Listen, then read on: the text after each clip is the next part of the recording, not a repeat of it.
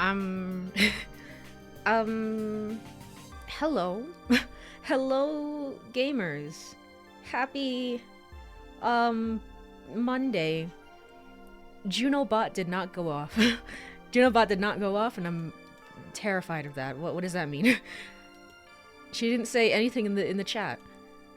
Well, I'm live. Hello. There's no drop frames, so I don't know what that's about. Let me go over to game screen. Yes, I am back with some more. Never 7, the end of infinity. So, any announcements that I have to do beforehand? Yes, I do. First off, the internet tech is coming tomorrow, so if the stream drops, it's because nothing has been fixed, really. I tried an internet test on Sunday, but there was like little to no issues with it, so I don't know what that was about. Otherwise, we're just gonna kind of continue forward and hope this stream goes decently well. Other things, my friend recently released, actually today for April Fools, released a fan dub for Final Fantasy, and I will hold on, let me get the link for it because I don't have it up. Hold on. There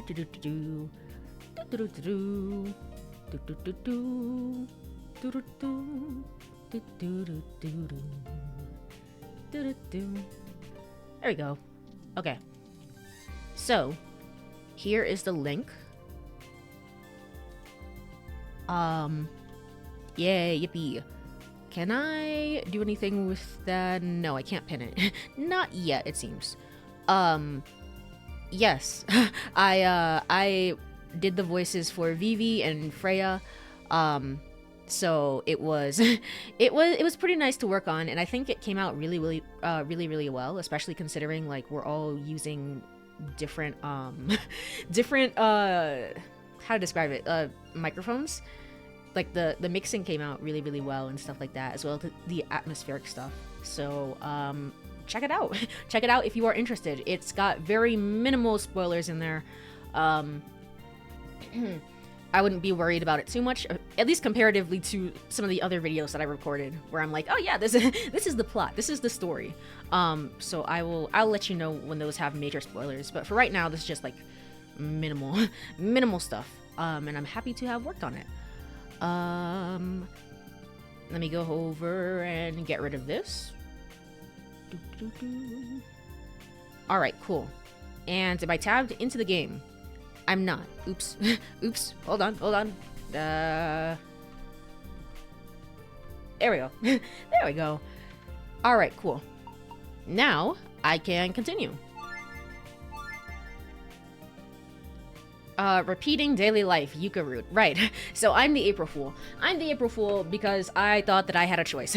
I was like, oh, we're gonna go with the Izumi-san route. It's gonna be great. Look at this, look at that. Let's spend some time with her. And then the game said, no. No. What are you talking about? Are you stupid? So we're on the Yuka route, and I think I'm required to be on the Yuka route. Hopefully I don't get a bad end, because I have not spent any time with Yuka, to be honest. I was just like, oh, whatever. Whatever.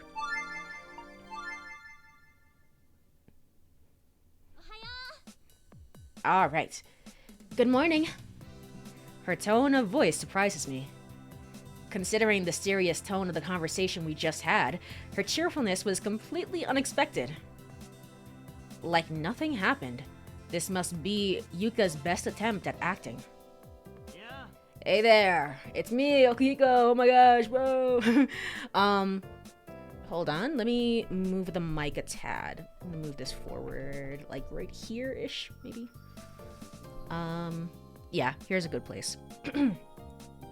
Okiko's greeting was the old dictator looking down on his subjects. You both woke up quite late, didn't you? Is it just my imagination, or did both of you come out of the same room just now? Could it be that you two... Nah, couldn't be. Shut up. He laughs and looks at me with contempt. Ah, whatever. God, that Okiko. Okiko and Haruka are sitting together on the sofa. What do you even care, man? You like Haruka. They maintain a distance of about 20 inches between them. This is the same as the morning of the first. It feels strangely surreal. It's like knowing you changed the channel, yet the same commercial is playing. That kind of sensation. It's a bit eerie. Hey, Okiko-kun? Yuka asks. What day is it today again? Whoa, what's going on, Yuka-chan? Did you hit your head or something? I've been forgetting things a lot lately. Forgetting things. Sounds a little worse than that. What happened? I don't know why my dog is fussy. Why are you fussy? Why are you fussy? Okiko smiles as if to say, good grief. Can't be helped, eh? Hey, Ishihara, wanna help this young lady out? With what? What do you mean? The date today? I don't know either. Oh, crap. How should I answer? Pass it on to Haruka. That would be kind of fun.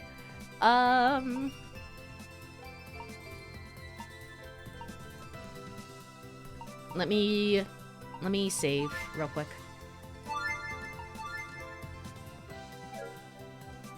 Alright, cool. Let's see. I would say it's... Pass it on to Haruka. Yeah, the date today, right? Yeah. You okay, Yuka? Forgetting something like that is pretty serious, right? Right, Haruka? I try to involve Haruka in the conversation. She's probably still half asleep. Oh yeah, I see. That might be it. This is kind of awkward because now we know that she's a clone and everything, and like Haruka doesn't know that we know, but it's like we've been through this time loop before, and that's a little awkward, I will say. There's a little bit of drop frames, but not too much. Okay. Oh yeah, I see. That might be it. Today is Monday, April 1st. Yay! Answers. Yeah, that's right, isn't it? What am I talking about? Really now? Forgetting the date is on the first day of the retreat. Are you sure you're okay, Yuka-chan? Yuka laughs it off. She's a terrible actor. This is starting to worry me. Get it together, okay, team leader? My suspicions are correct. Today is indeed Monday, April 1st, Monday. My watch is accurate. Ah! Yuka suddenly cries out. Wait, Makoto! She points toward the terrace. Huh? Before I could react, Yuka grabs my hand and starts walking toward the terrace. What's going on, Yuka? Is there something out here? No, obviously not. Oh, okay. Then why? I didn't want them to ask us any more questions. Ah, that's it, huh? Gosh, you're pretty dense. So, what do we do now? We've confirmed it's the first, but... Shouldn't we tell Okiko and Haruka everything? That's not an option. Why not? I don't have time to explain right now. I'll tell you later. If we stay here too long, they might get suspicious. For now, can you just act like you did earlier, Makoto? Like you usually do. But... It's fine, just do as I say. Anyway, just be yourself, okay? Got it? Without waiting for my response, Yuka goes back into the lodge. Well, for now, I'll do what Yuka told me. Was there something on the terrace? Yeah, there was a warbler perched on the railing. I guess that's a type of bird. Yuka tells a blatant lie. It's April Fool's, so yeah. Actually, it's April. Yeah, it's April Fool's in the game, and it's April Fool's in real life. Oopsie daisy. Oopsie daisy. How could I forget? Well, that's fun. That's very, very fun. Wow, a warbler, eh? It means spring must be here, doesn't it? Ah, right. Well, everyone, We haven't had breakfast yet, have we? I know, my stomach's been growling for a while now. Okay, well, you don't cook. Then maybe I should make something a little special for us. Is there a problem? Of course there is. I'm absolutely against it. Or, I'm doing the wrong voice. Of course there is. I'm absolutely against it. Why? Doesn't matter. That's no reason. Who cares about a reason? By the way, Yuka, what are you planning on making? I'm pretty sure there were eggs, tomatoes, and corned beef in the fridge. Natto, nameko mushrooms, mayonnaise. And I'm sure there was chocolate, ice cream, and grape jelly. You can't add all of those together. What are you talking about? So I was thinking of putting all of that in a blender and cooking it in a frying pan. Maybe. Ooh. Persona 4. It's just Persona 4 over again. Okay. Sorry, but I'll pass. Me too. And there you go. Why? It would be so good. Is this part of the test? Is this part of the experiment? I can't believe that anyone would be so bad at cooking that they're like, yep, this sounds like a good idea.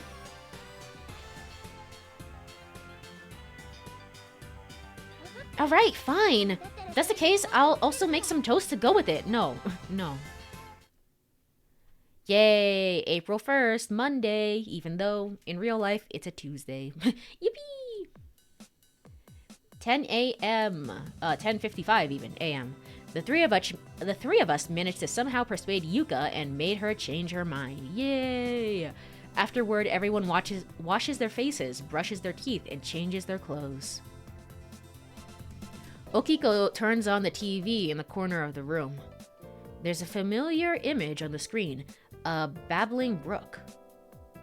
He immediately changes the channel. This time, a program that looks like a cooking show appears on the screen. In the upper right corner of the screen, the title logo says Healthy Utopia. Okiko tries watching channels a few more times, but all the other channels are just static. Well, he's gonna try and steal the pizza again, so we could somehow prevent that. Because that wasn't Kurumi's fault.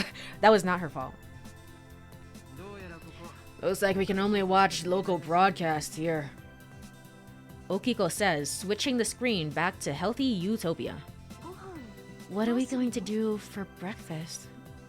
The program seems to have made Haruka even hungrier. How about we go out to eat? But if we eat now, we'll get hungry again around evening. Well, that's how food works. If we're gonna... That's how food works, Makoto. What are you talking about? If we're gonna go out, shouldn't we wait a bit longer? Like, another half hour? Naturally, I have a plan. Oh, that makes sense. Okiko agrees. Haruka nods in understanding. Only Yuka tilts her head, looking at me puzzledly. I move my lips silently, trying to mouth, that. But it seems Yuka still doesn't understand. I don't understand either, to be honest. I don't know. She probably doesn't remember. Yes, 30 minutes from now, that will be delivered. Oh, so we're trying to leave before that happens? Or... Why did we not leave before that happened? Okay, I was off. The doorbell rings. Right on time. All four of us turn toward the front door.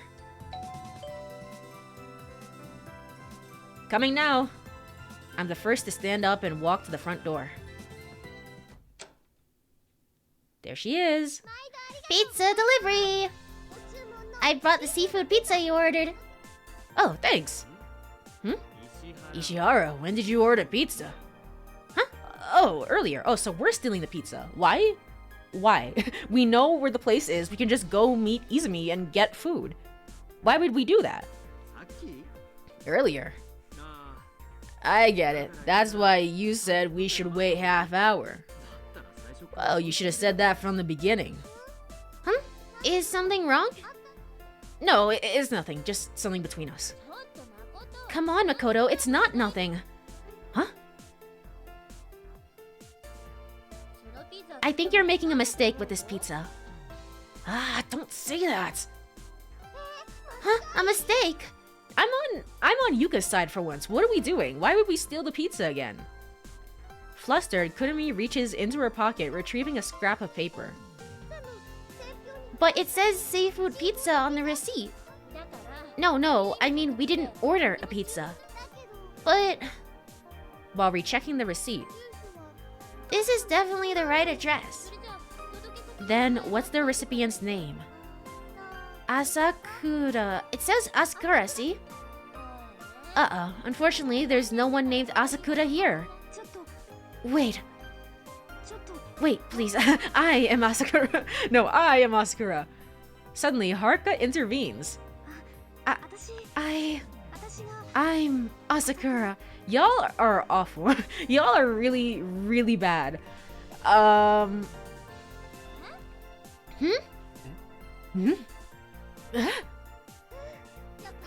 Good. I got startled when you mentioned a mistake. Alright, here you go. Kurumi pulls a thin, square box from her silver bag. That'll be 1,200 yen. Haruka takes the money out of her pocket and hands it to Kurumi. Thank you very much. Kurumi gives a deep bow and energetically runs away. How could you all do this? She's like 12. Well, she's not 12. She's like, I don't know, 17, 18. Oopsie daisy. I keep forgetting. Well, she's basically 12. How could you all do this? The four of us eat our pizza in silence. Even Yuka, despite her initial objections and trying to thwart my interception strategy, ends up eating it. Suddenly, I think about Saki, waiting hungrily for this pizza. We didn't have to include Saki anyway. I feel a slight pang of guilt. However, this is unavoidable, is it? You can't fight on an empty stomach, I reassure myself. We could just walk down to the restaurant. Alright, it's 12 p.m. It's Monday, April 1st. Now for the midday news. The polite voice of a news anchor drifts in from the left on TV. At the same time, I hear that lame coo from the cuckoo clock. Naturally, I remember the moment I saw those cherry blossoms. And Yuka had said, the person she had her first crush on is similar to me. If you want to be free, you can't be afraid. I can't imagine being similar to someone who'd say something so corny. Wow, okay. Sounds more like something Okiko would say. Thinking about this, I casually glance at Yuka. Her gaze isn't on the cuckoo clock, nor is it on me. She's awkwardly trying to look somewhere else. Hey, isn't it time to go? Okiko, brushing his long bangs aside, stands up. Go? Where? What do you mean, Yuka-chan? We talked about it last night. To play tennis. Tennis. Oh, tennis. Right. Shall we go then? Play some tennis. But I'm not sure Haruka really wants to play. The moment I say that, Yuka glares at me. Yeah. I'd rather look at the sea than play tennis. The sea? The sea, eh? Okiko thinks for a moment, then announces, well, then I think I'll go too. We've come all the way to the ocean. It's only natural to want to check it out first, isn't it? Okay, I got it. Yuka clasps her hands enthusiastically, like she's come up with a great idea.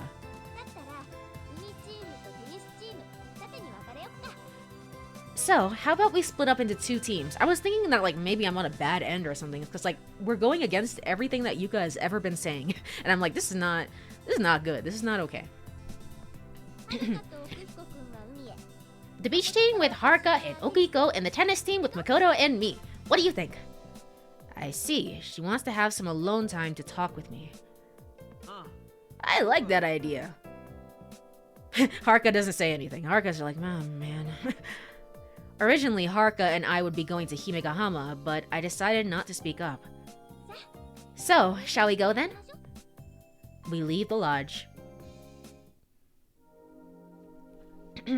Hold on here, let me get a swig of water.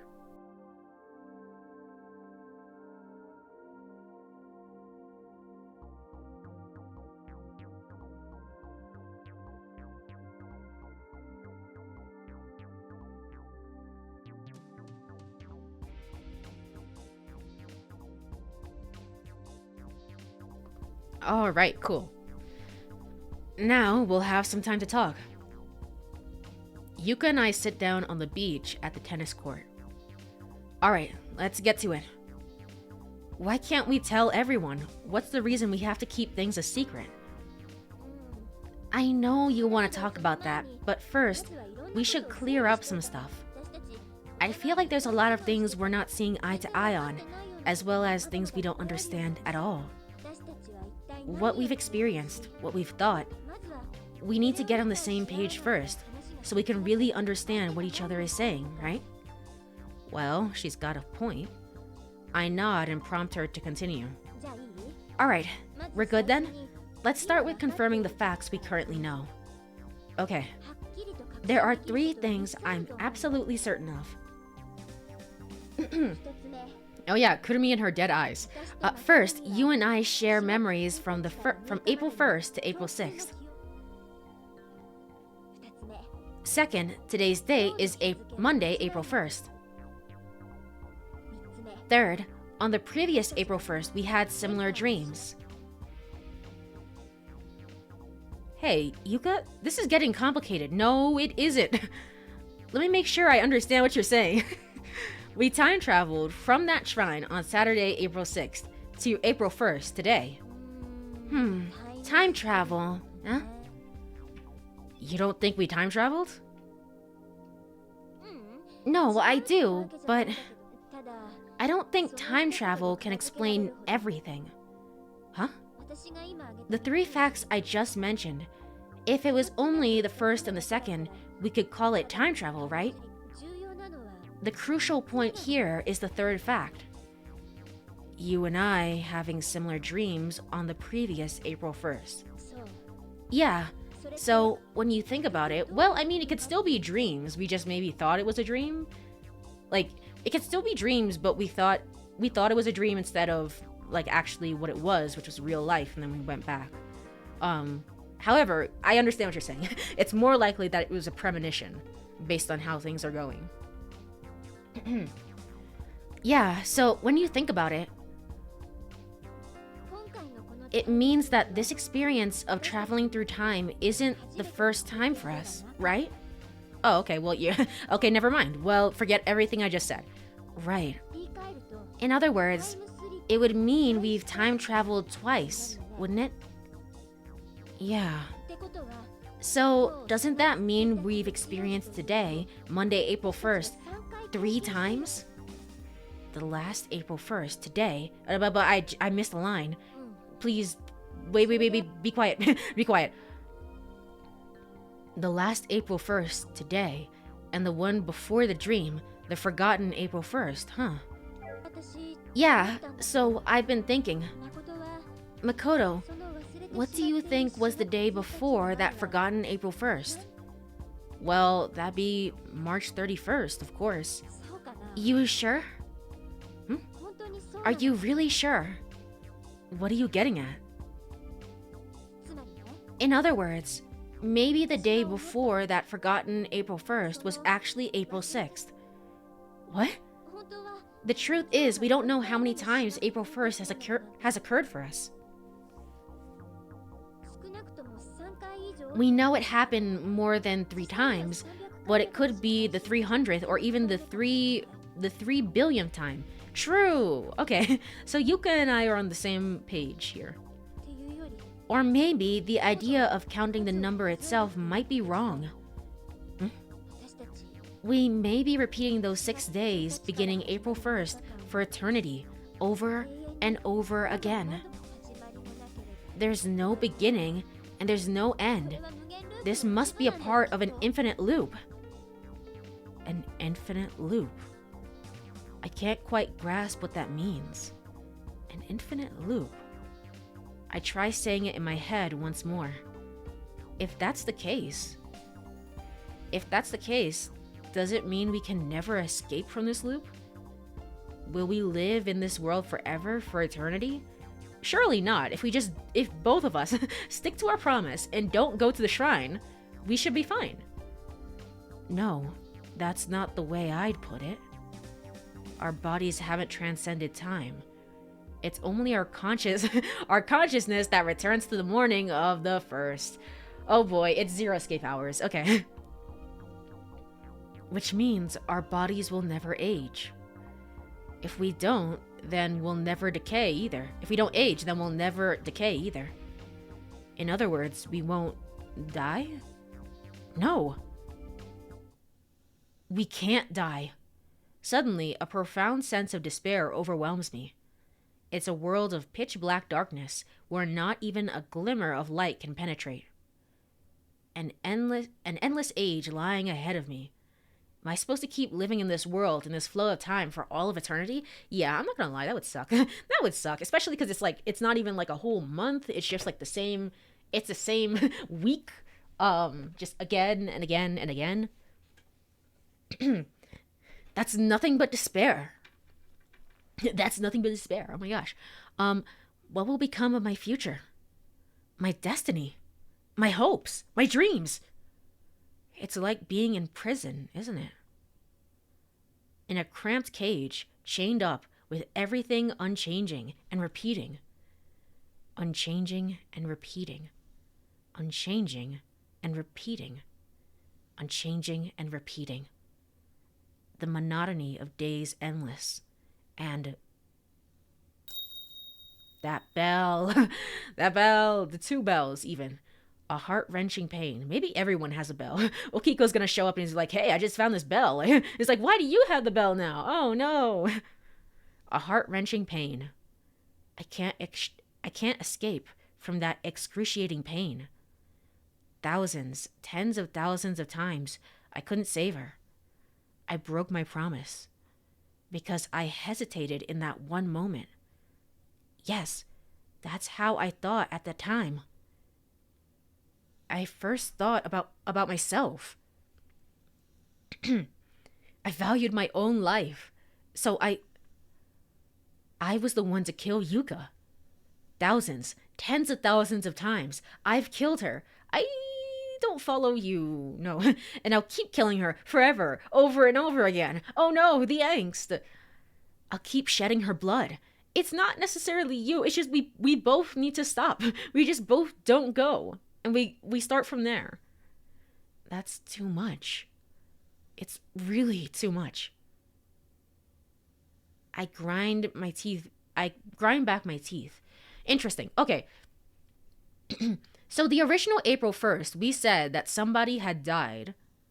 In my dream, it was that Yuka had died. And in Yuka's dream, it was that I had died. And so they ran up to the shrine and were like, I have to go back. And then we went back in time.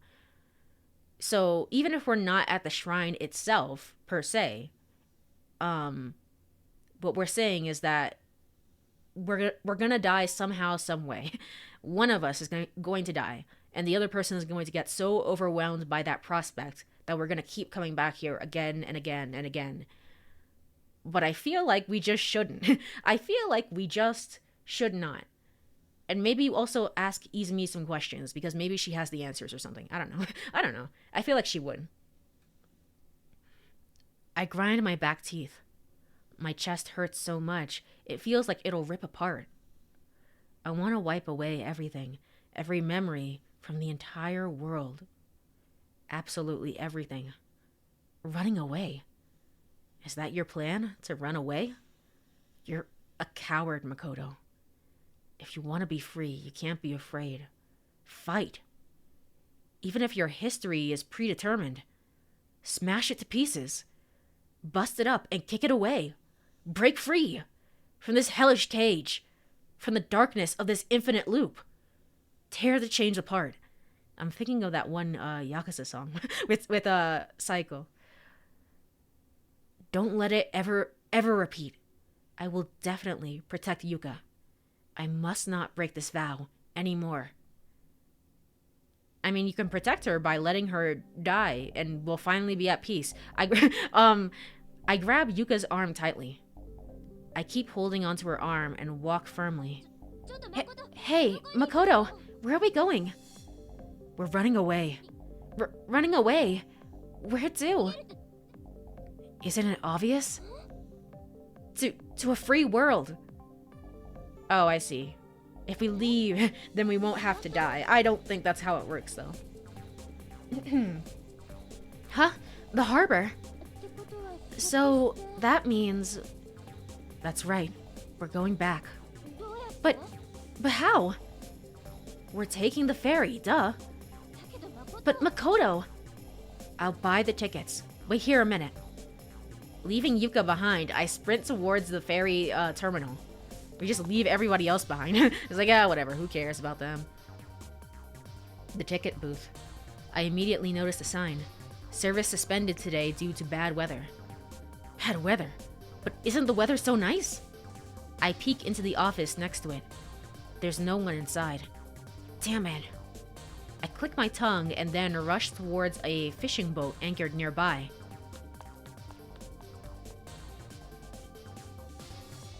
A fisherman was doing some maintenance on the deck. Without hesitation, I call out to him. Excuse me, could you lend me your boat? Huh?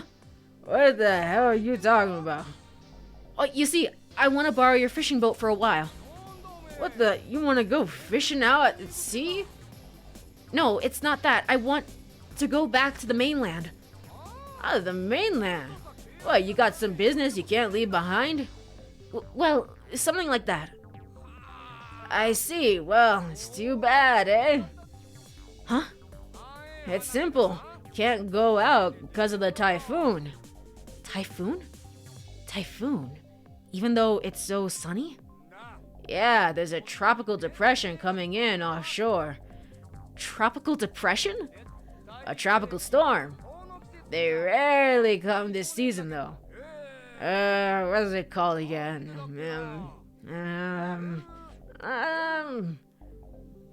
Oh yeah, it's the influence of the El Niño or something. What? El Niño. Ah, that's it. El Niño. Yeah? No. It's El Nino. El Niño. Okay, I'm done talking to you. It's been a nice chat. Okay. Well, anyway, names don't matter. But because of that, there's a big storm offshore. But, come on now, what's with that face? You don't believe what I'm saying? It's not that I don't believe you, but what? If it's just a little rough at sea, couldn't we make it if we try? You fool! The fisherman shouts furiously. Don't you dare underestimate the ocean. You know nothing about the ocean. What an arrogant thing to say. Well, you'll understand tomorrow. Tomorrow? Yep, tomorrow you'll see waves that have never been seen before. Tomorrow, April 2nd. That was the day Saki was engulfed by the huge wave. The fisherman is speaking the truth. Hey, you're in the way of my work. If you don't have any business, then get lost. The fisherman seems to be angry at my stupid questions. I feel somewhat apologetic. Somewhat. Sorry. I bow deeply and leave the fisherman behind. 1:43 p.m. Well, that didn't work out, did it? I feel dejected and hang my head. I saw it from here. That's why I tried to stop you. Did you know? Izumi-san mentioned before, didn't she? That they can't go fishing because the waters offshore are going to be too rough. True! You're following the plot better than I am, Yuka. She also said this storm is moving pretty slowly, so things might be bad for about a week. Makoto. I look up at Yuka's voice. Don't be so hard on yourself. Didn't I say earlier that this might be an infinite loop? That we're repeating history over and over again. I think it's because we've been taking the same actions as in the previous loops. So we've been stuck in the same version of history. Why did it turn out this way? Any idea, Makoto? I shake my head quietly. It's because our memories were vague. Occasionally, right before a specific event happened, we experienced something like a precognition, but it wasn't really that clear. This time is different though. We still have access to very clear memories, right? If that's the case, even if we can't escape from this island, changing history should be easy. You think? For sure. Actually, even this morning, history changed slightly, didn't it? That's true. For example, because I didn't cook, you were still hungry, Makoto. So you came up with a plan to steal the pizza. Then Okiko did something different, which resulted in Haruka pretending that she was Asakura. Makoto. Oh my god. Yuka. Why? Makoto, do you know about the butterfly effect? Because I have a whole Wikipedia page on it. I don't know if you know, but I'm so happy to share it with you. I do. I don't. I do. Yeah, I do. It's the idea where if a butterfly flaps its wings in Brazil, a tornado happens in Texas a few weeks later. In essence, it means small, subtle changes can have an impact on huge events. It's kind of like the Japanese proverb, if the wind blows, bucket makers prosper, isn't it? I've never heard that phrase, but obviously it's a Japanese saying, so that's probably why. This is a really old story. When the wind blows, dust flies into the people's eyes, causing more people to become blind. Those who are blind try to make a living by playing the shamisen, increasing demand for cat skins used to make those shamisens. When the number of cats decreased, rats increased, and the abundance of rats chew up buckets. And in the end, bucket makers profit a bunch and celebrate. Exactly. That's what I mean. Okay. That's a interesting folklore tale. There. Isn't history made up of an accumulation of small, insignificant events? I suppose. So, even if you make a small change, it could lead to a completely different future. I see. History will surely change. No, we're gonna change it. This is our last chance then. Huh? If by some chance the same events happen again on April 6th, we might never be we might never be able to escape from this loop. It's true. There's no guarantee that when we wake up on the next April 1st, we'll still have our memories. That's true. That's real. Yeah, for sure. That might be true. We will change history together. Of course, I agree. But if either of us acts recklessly, everything will be in vain. You understand that, right? Yeah. Things will repeat, but this is our last chance. So please, don't do anything foolish again. Really? We're gonna say that to her? Promise me here and now. Let's both of us promise together, and then don't break the promise. Don't do it. That you'll never approach that shrine no matter what happens. I understand. I promise. Keep your promises. You'd written that yourself in your letter, Yuka. Don't forget this promise, okay? Yuka nods solemnly, her face serious. Then she gently opens her mouth and says, "Let's watch it together, okay? The sunrise on April 7th. Let's watch it together." She whispers. Aw, that was a good parting line there for that scene. 1:48 p.m. However, I can't completely shake off the sense of unease. Yuka had said before that she'd never go to that shrine again. Nevertheless, she did go. On the morning of April 6th, she told me this on the edge of that cliff. I just want to go back to the past. She wanted to go back to the past. Why? The waves crashing against the breakwater are still gentle. Yuka and I sit on the top level. She sits beside me. Her hair flutters in a gentle breeze. I decide to muster up the courage to ask her the lingering question in my mind. Hey, Yuka, there's something I want to know. What is it? Yuka, when we were behind the shrine, you said that you wanted to go back to the past. You want to go back to the past. Can you tell me why? Hey, don't tell me you're gonna keep hiding things. I'm not trying to hide anything, but... Then why? Fine, I'll tell you. But before that... Yuka, you say before that way too often. You're always putting off the issues. I asked you at the tennis court earlier the reason we're not going to tell everyone the truth, and I still haven't gotten an answer to that. Well, that's your fault, Makoto. Okay, alright, cool. Nice. You were the one that interrupted the conversation and brought us here. The reason why we can't tell everyone the truth is simple. Because it's dangerous. Dangerous? Just think about it. In order for us to convince them, they'd have to believe us. They'd have to believe in this strange reality we've been experiencing. But to gain their trust, is it necessary for us to tell them absolutely everything? Yeah, you might have a point. Everything. That means we have to tell them what happens, when and where. Yeah, I get that.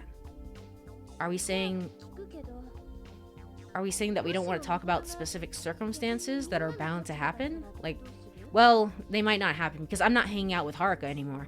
So Saki should have no reason to be kind of mean to Haruka in that sense. I think, maybe? I don't know. maybe she still does, because Okiko still likes Haruka more than Saki, so. Then let me ask you this. What if the tables were turned? What if you were the person hearing this strange story about time travel and infinite loops? Well, I guess I wouldn't believe it at first. Exactly, that's natural. But as time goes on, and events start to occur, for example, predictions and premonitions start to come true, then you'd have no choice but to believe it, right? Well, I'm not sure. Or maybe you wouldn't believe it. But for now, let's assume you do. So, even if you do believe their story, what would you do next, Makoto? I'd probably want to go check to see if their story is true or not. See? That's what I mean. No matter how passionately we try to convince them of how dangerous it is, they probably won't believe us. So we're saying that they're gonna go visit the shrine if we tell them. And even if they do believe us, it would still be dangerous, right? Human curiosity is more powerful than we think. If they know it's dangerous, someone still might go to the shrine to see if it's really true. Like Haruka, probably. Yeah, that makes sense. I mutter under my breath. Plus, this is ultimately our problem. Just us two. I still think we should talk about it with Izumi. Izumi has been here the longest. She knows the most about this place. I think that we should talk to her. And if she has no idea what we're talking about, if she's like, I don't know what you're talking about, then we drop it and we don't say anything. I don't want to involve the others. It's a valid point. There's no reason to argue. All right. With a spirited shout, I stand up on the breakwater. Shall we begin then? Yuka tilts her head in confusion. Let's go, Yuka. I make my declaration and start walking. Oh, come on. Don't just start walking without saying anything. Where are we going this time? We're going to create it. Create it? Create what? That's obvious, isn't it? We're going to create a free world. Here we go again. Yet, as she says this, Yuka smiles and runs up to stand next to me. Seeing Yuka smile after so long lifts my spirits. 1:54 p.m. So, what's the plan? Yuka asks as we walk. The plan? The plan to create a free world. Oh, well, first, I thought we should start with what we can actually do. What specifically? We're going to destroy the bell. I say this firmly. Wait a minute. Are you serious right now? Yeah. Yeah, of course. If it weren't for that bell, none of this would have happened. We've already proved that. With the ringing bell, time melts away. It was even written on that talisman. Hold on, we're not on the same page anymore. What? I don't agree with your idea. That's why I said we should organize our thoughts first. So Yuka, are you against destroying that bell? I am. Why? Why wouldn't we destroy it? If we hadn't had that bell... That's right. There's something I haven't asked you yet. The reason I didn't throw the bell away. Yeah, that. Well, that's because... 1:56 p.m. Suddenly, Yuka's expression changes dramatically. Like the sun hidden behind rain clouds or a solar eclipse. Her sudden transformation sends shivers down my spine. Because I remembered. Huh? That the hand holding the bell in the dream, I remembered that the hand was yours, Makoto. That's why I went to your room first thing, the morning of the last April 1st. It was a dream where someone died. That someone was me. I saw you, Makoto, acting normally, and for a while I thought it'd been just a dream. I was so relieved. However, when I saw the bell again the second time at Viewpoint Park when the girl had it, I felt so anxious. If something happened and that bell ended up in your hands, Makoto. I just won't pick up any bells. That's all I have to do. Just don't pick them up. I found the girl and traded the bell for the keychain. At first, I thought about throwing it into the sea. From the edge of Viewpoint Park into the water. But you know, I changed my mind. Because I was afraid it would get washed ashore. There's no guarantee it'll sink to the bottom. I thought it might be better to carry it around with me, to have it on hand. I thought if I had it myself, if I kept it with me at all times, things would be fine. Well, that's not true, because we know if you have the bell, then you're gonna die, essentially. So, 2:01 p.m. Now it's your turn, Makoto. Huh? To tell me why you had the bell. Yeah, about that. I got it as a present from Kurumi. To Big Bro, I found this in Tsukihama this afternoon. It's really pretty, so I'm giving it to you, Big Bro. I tell Yuko what the letter said. I mean, that's not entirely true. We held onto the bell so that she wouldn't have the bell. We can say for the exact same reason. But yes, Kurumi did give us the bell. Yeah, sure. So, in short, there were two bells from the beginning. The bell I picked up on the first and the one you picked up on the third were different bells. The bell I threw on the first was carried by the waves for 2 days, washed up on Tsukiyama on the evening of the third, and the girl picked it up. The bell you threw away on the third was also carried by the waves for 2 days, washed up on Tsukiyama on the afternoon of the fifth, and Kurumi picked it up. In the end, what would have happened then if I had gone with Kurumi? Because there was that one day where Kurumi was like, I'm going to go collecting stuff on the beach and blah, blah, blah, blah. And I was like, okay, you have fun with that. I don't really care. I don't care. And I didn't go with her. So I guess I would have seen that bell again. That was the day that I decided to hang out with Izumi instead. And I learned that Kurumi might be a clone and stuff like that. And I don't know, the original Kurumi might have died. And they've just been living with this secret for years and years and years and haven't told her. In the end, the bell I had was the one you threw away. And the bell you had was the one I threw. I see. Kurumi probably didn't know what she was setting into motion when she gave me the bell. To think this would happen. So, we should thank Kurumi-chan, right? Huh? Why thank her? You really don't understand after all. Huh? If you hadn't received the bell from Kurumi, you would have died, Makoto. I would have died? No, you would have died. The word died pierces my heart. With the ringing bell, time melts away. So if you hadn't had the bell, time wouldn't have melted away. Yeah, by being sent to this time, we were able to survive. Well, survive might not be the right word to use. Anyway, if our consciousness had stayed in that shrine on the 6th, it would have ceased to exist, leaving only our physical bodies.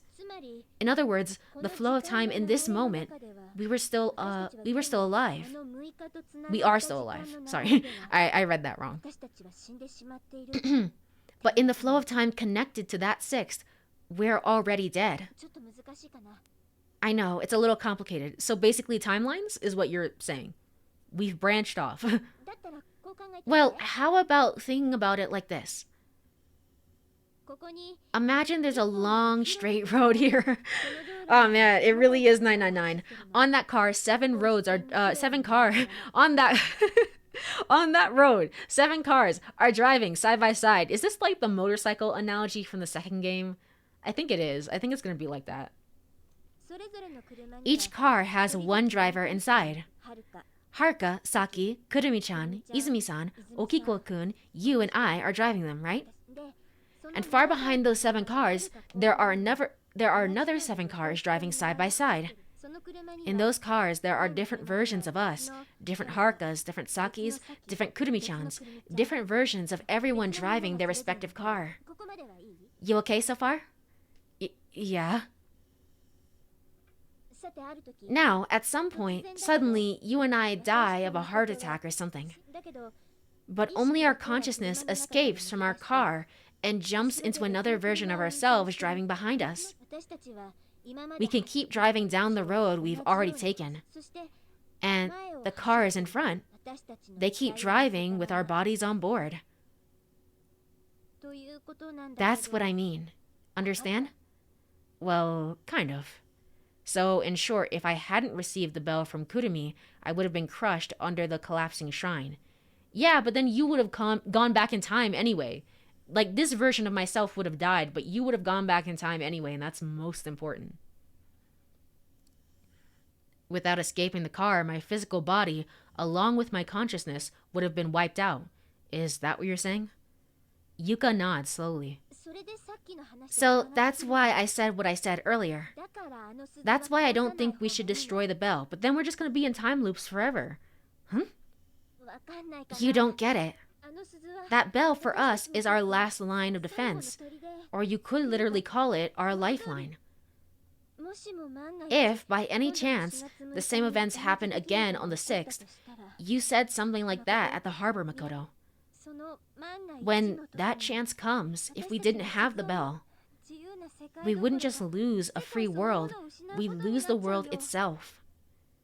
The complete annihilation of our consciousness. I think it'll get harder and harder to predict what will happen on that day as we continue to change history. So the bell's like insurance, I guess. It's better to keep our lifeline close, just in case, right? Yeah. Rather than destroying the bell, shouldn't we focus on finding it first? At least, I think so. I get the idea of it, but has there ever been a timeline where one of us or both of us have tried throwing away the bell?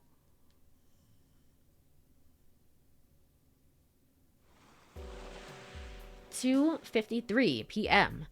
After entering Tsukihama, Yuka and I immediately begin searching for the bell. Are you sure we're walking in the right place? I'm sure. This is about where I picked it up. But it might not still be here. It's been 6 days and all. There's scattered seaweed, shell fragments, and bits of driftwood where we stand at the shore. Each larger breaker that washes ashore submerges our ankles in seawater. In this situation, finding that small bell would be like finding a needle in a haystack. Besides, Didn't you pick it up at night, Makoto? Things look quite different during the daylight. Yuka suddenly goes silent. Her gaze remains fixed on the wet sand. As if in a trance, Yuka's feet carry her towards where she's looking. She slowly crouches and picks something up. Have you found it? I found it. Okay. I found it. Here it is. Look. She shows it to me, pinching it with her fingertips. There it is. A metal surface emitting a cold light. A faded crimson string. It's undoubtedly that bell.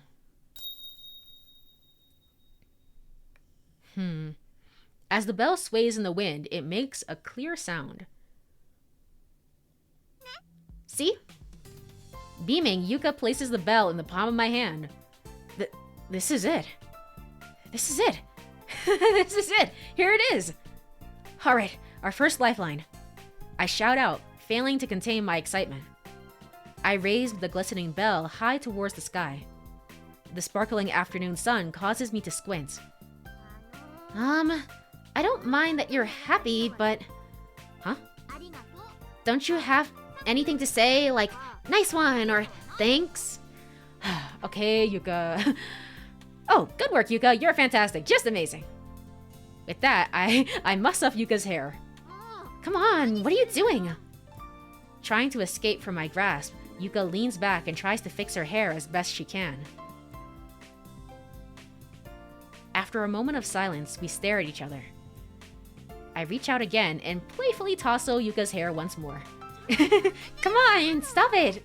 I don't know. Makoto is kind of he is kind of mean. Like when I don't know, he's like so nice sometimes and then so means like other times and like but I find him kind of funny sometimes.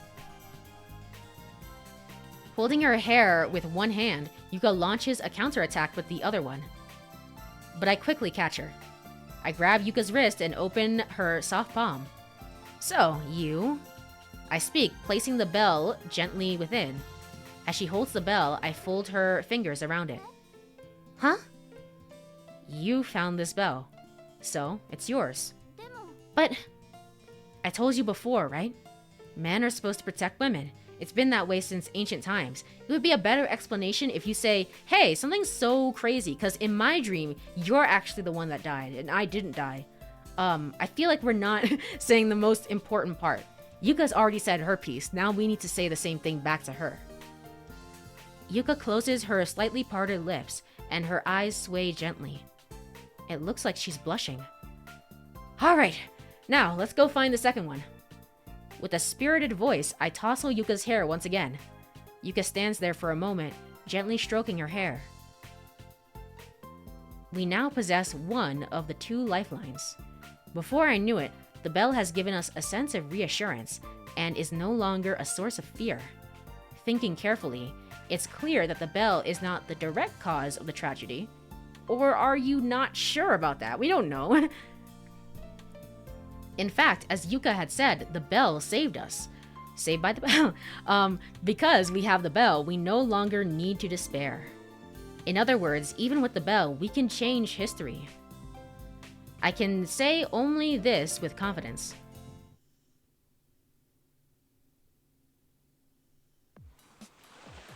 Alright.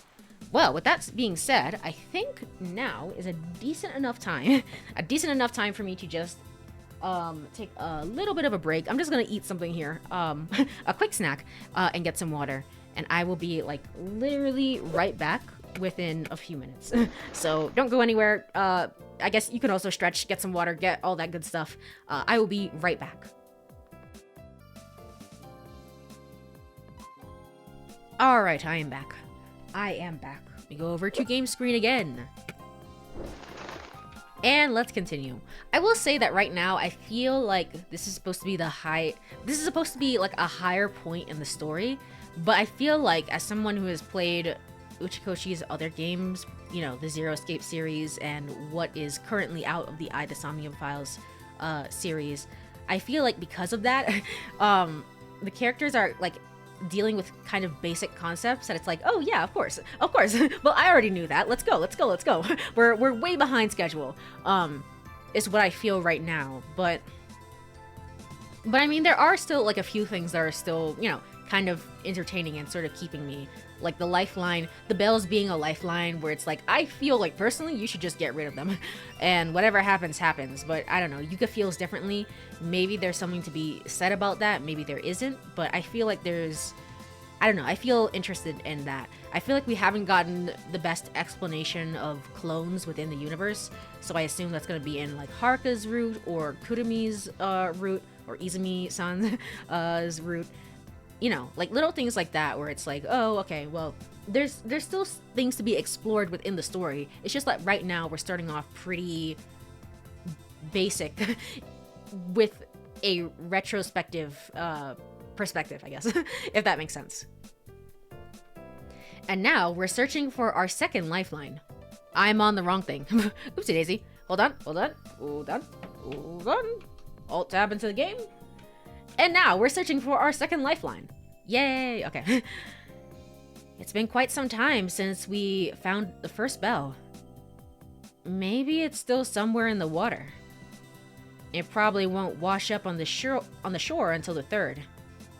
I turn around and say this to Yuka, but she's far away, searching for the bell at the edge of Tsukiyama. Exhausted, I sit down on the shore and lean against the breakwater. Throughout the search, I can't help but think about Luna Beach, occasionally popping into view. Izumi-san, how is she doing? There's no particular reason to avoid Luna Beach, but there's also no particular reason to purposely meet Izumi-san and Kurumi. I mean, we can if we want to. Just say hi, I'm here to get some food. Meeting Izumi-san and Kurumi, changing history, that might be fine, but... However, if it's something like this morning were to happen again, it'd be a pain to deal with. Yuka and I had both agreed to focus on finding the bell for now, and intentionally avoid getting too close to Luna Beach. But the only place we haven't searched yet is around there. Should we try going? Maybe Kurumi has the bell, so yeah. Also, Kurumi was in the shrine with us, so shouldn't she have gone back in time as well? Have we met with her? Well, she didn't recognize us earlier this morning, so no, she didn't go back. How does that work? Huh. Okay. If we go and happen to meet the sisters, I should be able to bluff my way through things, right? I place my hands in the sand and stand up. Then, what are you doing here? Okiko's standing on top of the breakwater. He lands on the sandy beach with a thud. Aren't you playing tennis? We're already done. And Yuka-chan's over there. Hey, Yuka-chan! Okiko runs off. But then... Oh, oopsie daisy. I hear a thud from behind me, and instinctively turn around. I see Haruka sprawled out on the sand behind me. Clouds of sand drift silently through the air. I sigh, yet I feel like laughing. There's nothing left to be surprised about. Of course this would happen. I gently take the bewildered Haruka's arms and lift her up. You okay? I say this on purpose. What do you know?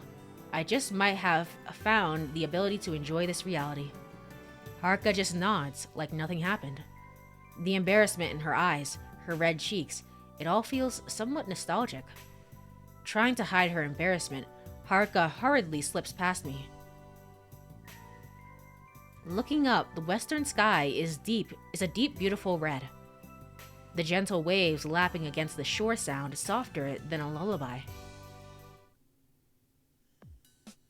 Then, Okiko invites Yuka and I to Luna Beach and we follow along. As I mentioned earlier, there's no reason for us to avoid the place. Also, I somehow feel a bit lonely.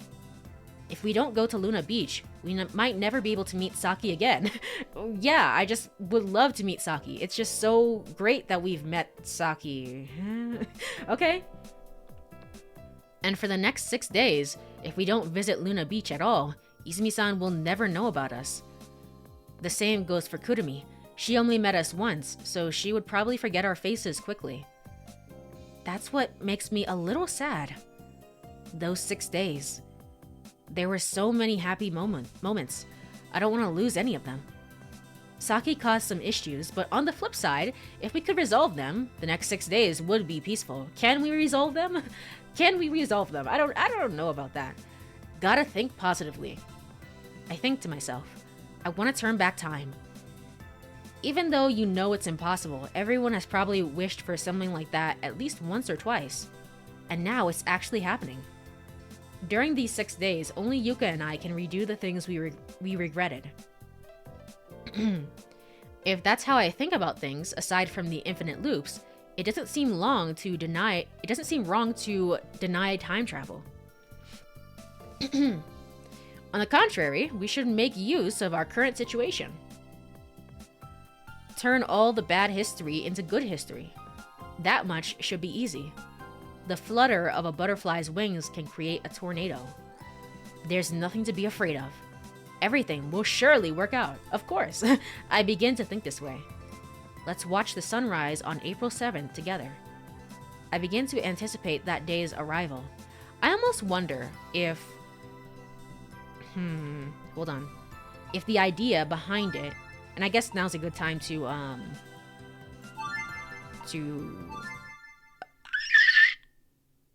accidentally loaded. No. Uh-oh. I loaded. No. I had to load the thing. No. Okay. Hold on. There is help.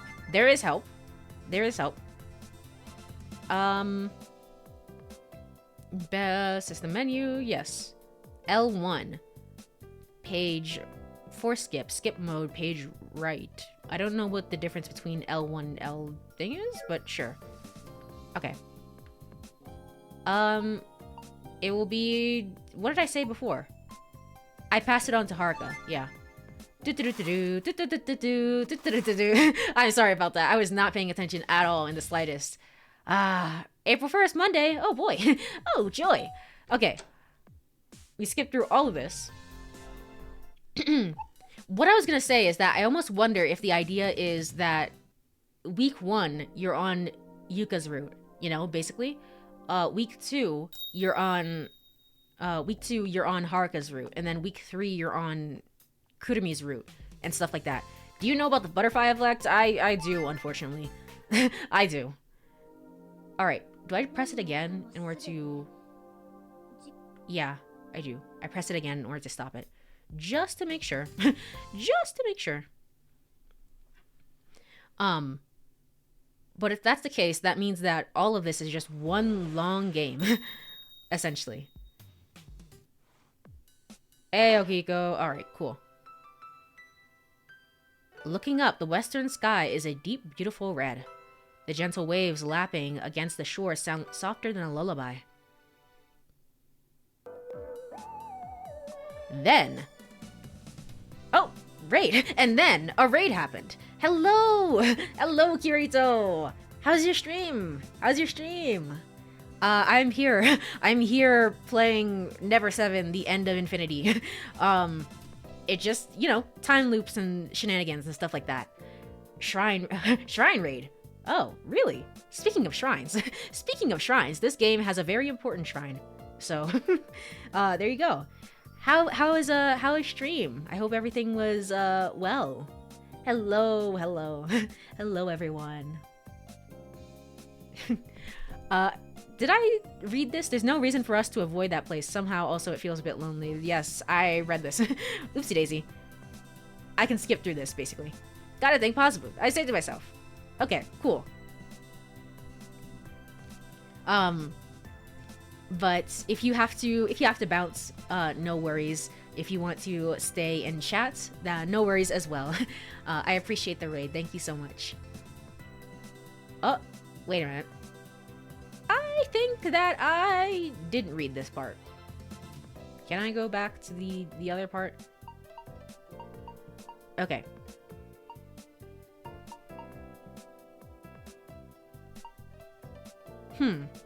Interesting. Okay. Stream was good. I played an April Fool's joke on chat, and then we watched anime trailers for the new season. Ooh, nice. Nice. I I always wonder like about reaction stuff. It's like maybe I would stream the Nintendo Direct reaction thing tomorrow morning. But let's be honest, I'm gonna be barely alive tomorrow morning. I'm just like, welcome to the stream, everyone. All right, let's go react to stuff. But that sounds fun. That sounds cool. There's no real April Fool jokes here, unfortunately. It's just been me thinking that I had a choice in the matter of like which girl which route that I get to play through first, and the game said no. So yippee! All right, cool. At Luna Beach, we act as if we were meeting for the first time and introduce ourselves. Saki arrives, and Haruka's little lie, introducing herself as Asakura, was exposed. I decided not to mention the running out of rice part since I didn't want to complicate things. Or maybe it was because I noticed Yuka's sharp gaze when I was about to speak, so I held back.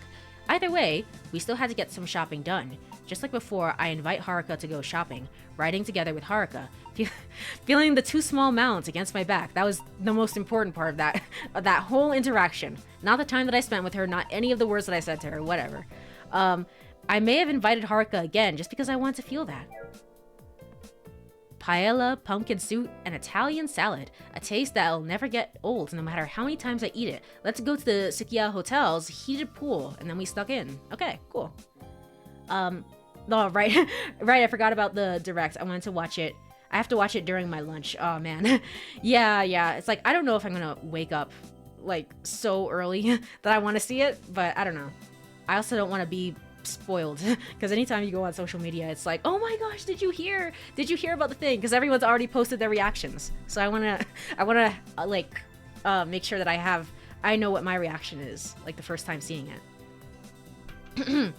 The suggestion is made, and I pretend not to know about Izumi-san's fall into the water. Turn all the bad history into the good history. In that case, what to do with the good history? Just leave it unchanged. I don't agree with this necessarily. I don't think this is how you manage, like, time travel. Sorry, Izumi-san, but this is an important memory of her falling into the pool? I don't think so. We return to Luna Beach and promise to go to the pool tomorrow. We part ways with Izumi-san and Kurumi. Then, and 11:34 p.m., I lay down on my bed exhausted. In my drowsiness, I suddenly feel something bothering me. Alright, hold on. We're gonna do this thing where I save and don't accidentally load. Okay. Yeah, why not? Over here. Yuka root protecting precious memories. April Fool's Day. Alright, cool. What could it be? What could it be? Even as I think about it, it's difficult to resist the overwhelming fatigue. Sleep suddenly overcomes me like a lightning strike. This is why I need Discord announcements. I'm always late to streams lately. No worries. No worries. Well, I mean, to your benefit. We're almost at affiliate. So when I reach affiliate, I will inevitably make a Discord, I think. Probably. Maybe. Hello, Black Blue. I hope you have been well. No worries. It's just like, we've basically like been like, hey, we're back to April 1st again. We're in a time loop. Let's go and like try and save everyone. Blah, blah, blah, blah. I don't know. Whatever. It's basically the same things that you know from general other Uchikoshi games, I think. So. So the day's accurate to IRL. Basically, it is Monday, April 1st.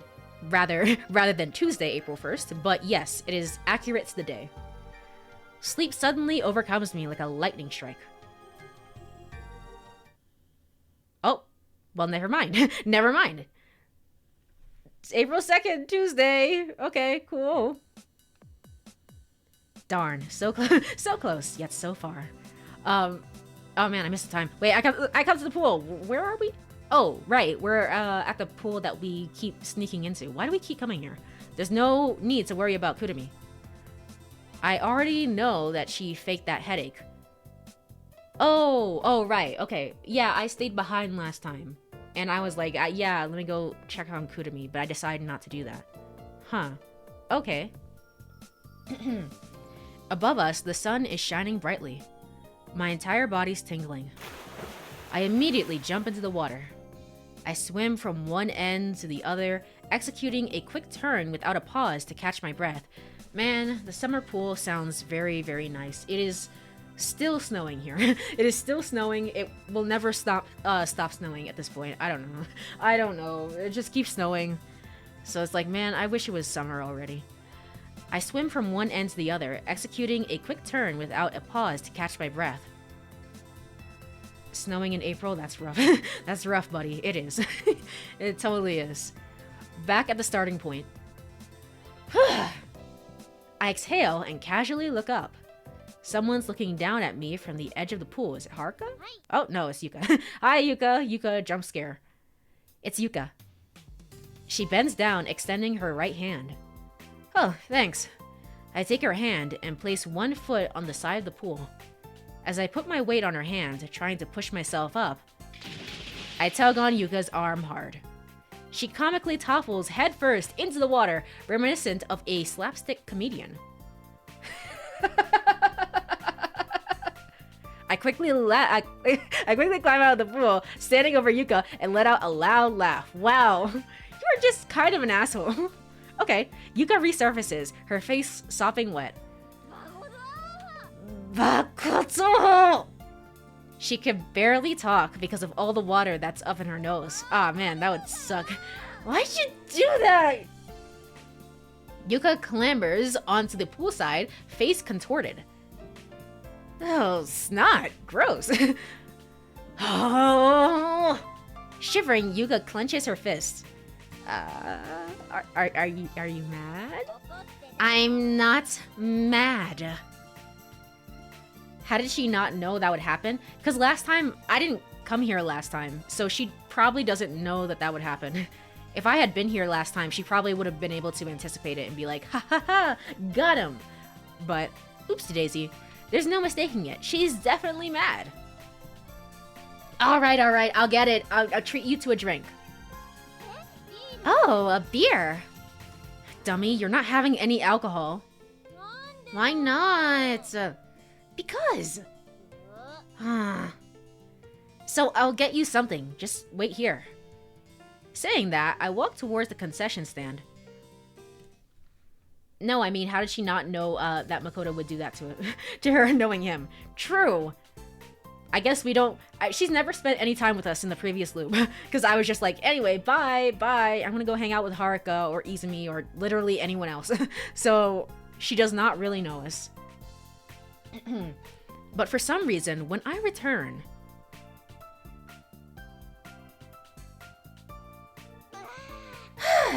Oh, so you got alcohol. Okay, cool. Yuka was sitting in a lounge chair, holding a cup of beer in her hand. Hey, welcome back.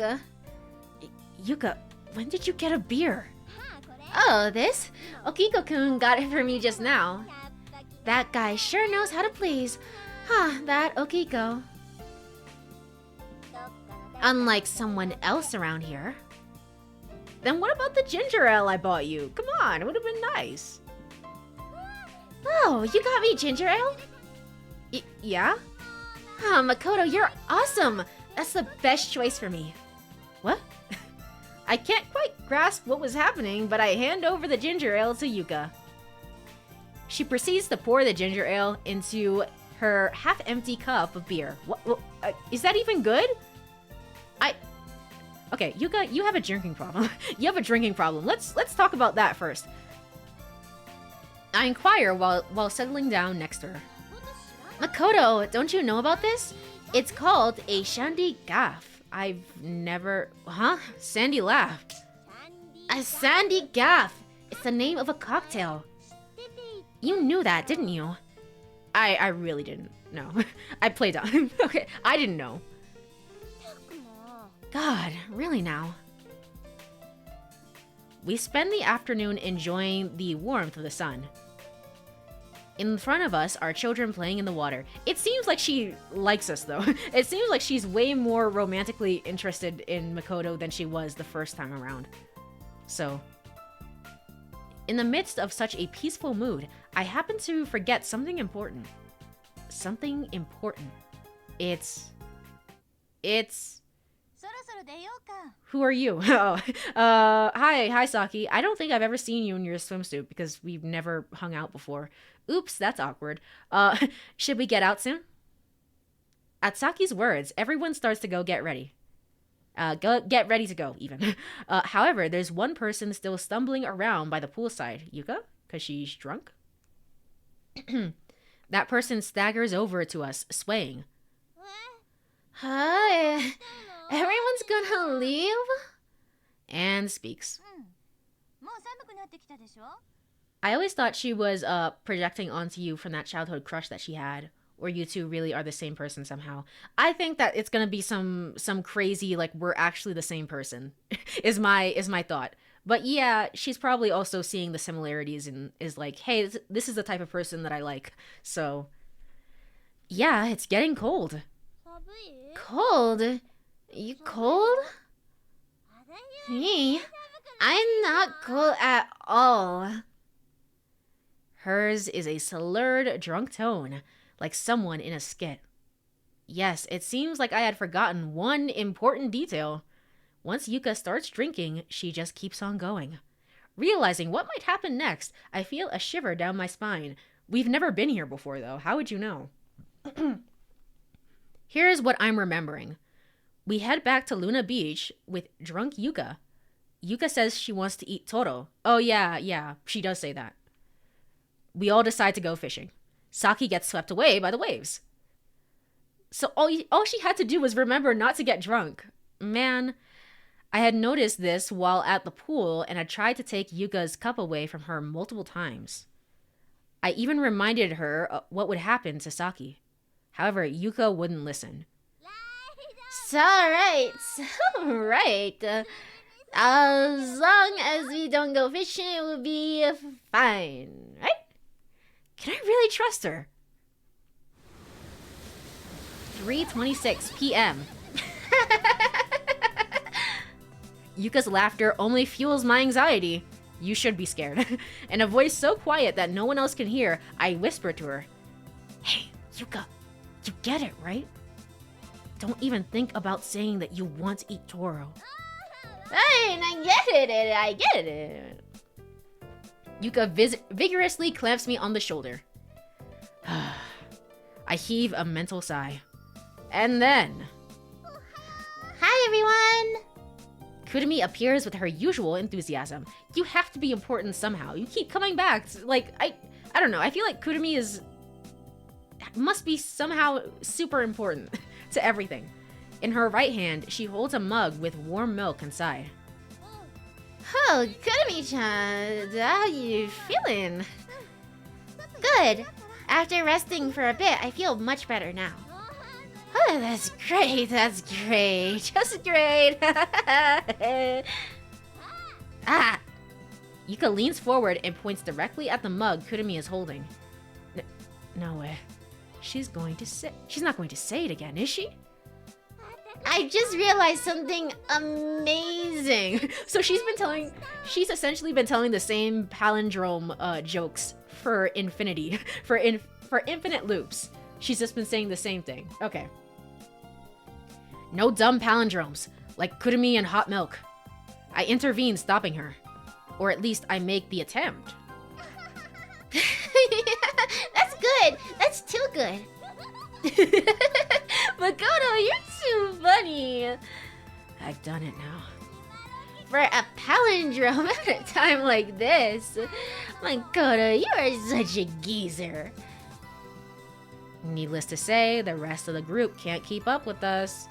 They've been twiddling their thumbs or staring meaninglessly at the lamp hanging from the ceiling. They're just like, God, get me out of here. Get me out of here, please. This is so ridiculous. After a hearty laugh, Yuka lets out a deep sigh, suddenly becoming gloomy. This is bad. This is really bad. My gut, it's telling me that Yuka's definitely gonna say it. I need to steer the conversation in a different direction.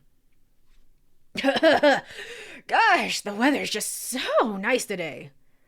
Hey, Izumi-san, you think so too, right? Yes. Yes, indeed it is. Well, that was great chat. Oh crap, I have no follow-up.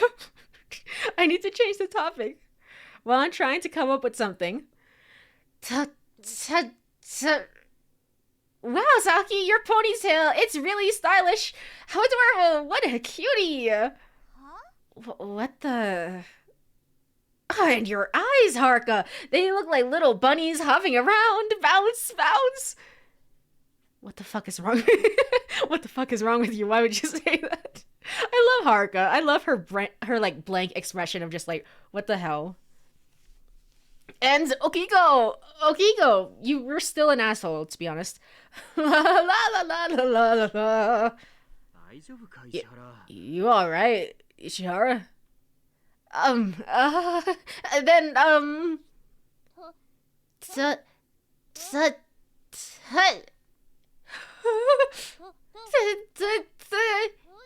to the lighthouse. Huh? I wanna go to the lighthouse. I wanna go to the lighthouse. Then let's go. Let's go to the lighthouse. But is there really a lighthouse around here? Yeah, at a place called Viewpoint Park. So she did that on purpose just to fuck with you. Basically. Basically. Thanks, Yuka. I love hanging out with you. To be fair, Makoto does the same thing right back at her, so it's fine. So, what do you say, Yuka-san? Wanna go check it out? Alright. I mean, it's a great idea. Oh, hold on. Hold on. Now would be a good time to test. Hold on. Hold on. Hold on. Wait. Wait. No! It's gone! No! Darn it. I was losing some frames there, and I was like, now would be a great time to test that internet thing. Because the Sunday stream went very, very well. This stream is also generally going very, very well. Gosh darn it. Man. And... anyway. Regardless, the tech will be in tomorrow, so... Alright, it's a great idea, but... I might be a little lonely if it's just the two of us. So let's all go together. It's a bright idea. Huh? Kill me now. Kill me now. Get me out of here, please. 3:31 p.m. Huh?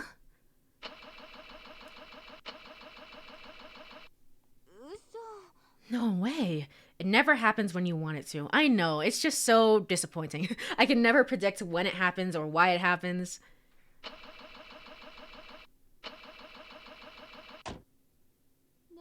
Well, shucks. It seems like the battery is dead. We can't do anything about it. Should we walk there? Izumi-san takes the lead and starts walking. I, of course, keep my mouth shut and watch the situation unfold. 3:47 p.m. We arrive at the path lined with cherry trees. So, interesting. I'm getting a sense of like what would have happened the first time around if I had if I had chosen not to follow Kurumi that one time. I feel like I understand better what happens. We arrive at the path lined with cherry trees. Hold on. There you go. Right now, Yuka and Kurumi are running around the Viewpoint Park lighthouse playing tag. The remaining 5 of us had stopped at the cherry blossoms. This is the first time Saki, Haruka, and Okiko have seen them. They seem overwhelmed by the beauty. Confess your feelings at the Cape of Affection and consummate them at the Inlet of Love. Izumi-san says this, gazing absently in the direction of the lighthouse where Yuka and Kurumi are playing. Huh? What's that? It's an old local legend around here. It's said that if you confess your feelings to someone you love under that lighthouse, your love will come true. I had heard this story on the last April 2nd, when we were sitting at Tsukihama. the old tales about this lighthouse and, furthermore, the legend of that shrine. Izumi-san starts to tell the story. Hearing it for a second time is honestly kind of boring. Okay. I feel guilty, but I pretend to listen while thinking about something else. That damn Yuka. She sure does get on my nerves. But, well, I guess it's alright in the end. If we continue like this, it's highly unlikely that Saki would get swallowed by the waves. History has changed. But it's not gonna be something like, oh no, Kurumi fell off the thing and, I don't know, something else. Someone else is in danger this time. History has changed. In reality, Yuka and I had managed to change history. This fact gave me great courage. Just then, Kurumi and Yuka return, out of breath. Hey, what are you guys talking about? Apparently, there's a shrine nearby. Oh, well, we haven't changed history that much. Oopsie daisy. We were listening to some rumors about that shrine from Izumi-san. Kurumi-chan, have you never heard about this shrine before? Nope, this is my first time. Well, isn't this perfect then? Kurumi's eyes are sparkling. Now then, Izumi-san, please continue. Okay. Izumi-san? Well, it appears that I've come down with the plague. Let's go home. Let's go home. How far were we again? You were talking about how you thought it was all made up. Yeah. Yes, that's right. At first, when I heard the story, I doubted it too, but... Izumi-san, as soon as Kurumi-chan came, things changed. Come to think of it, it happened the last time too. Kurumi, Izumi-san, and the shrine. Is there some connection? No, absolutely not. Izumi-san's loud voice snaps me back to reality. Why not? Because... Now listen, Kurumi. I'm not joking or anything, okay? Do you understand me? I understand, but if we don't get too close... See, you don't understand. You really don't understand at all. But... No buts. Things that are off limits are off limits. Hold on. Give me a second.